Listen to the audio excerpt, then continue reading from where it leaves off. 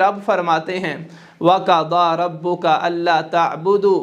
إِلَّا إِيَّاهُ وَبِالْوَالِدَيْنِ إِحْسَانًا،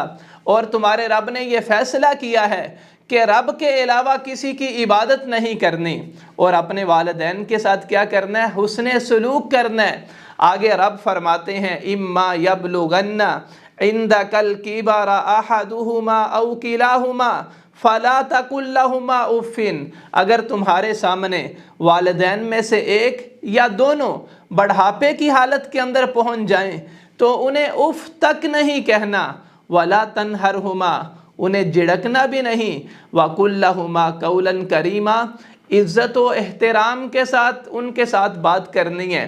آگے رب فرماتے ہیں وَاخْفِضْ لَهُمَا جَنَاحَ الذُّلِّ مِنَ الرَّحْمَةِ، ان پر رحم کرتے ہوئے ان کے سامنے عاجزی انکساری کے ساتھ پیش آنا ہے اور رب سے دعا کرنی ہے رب ارحمہما کما ربیانی صغیرا، مالک ان پر رحم فرما جیسے انہوں نے بچپن کے اندر مجھ پہ رحم فرمایا۔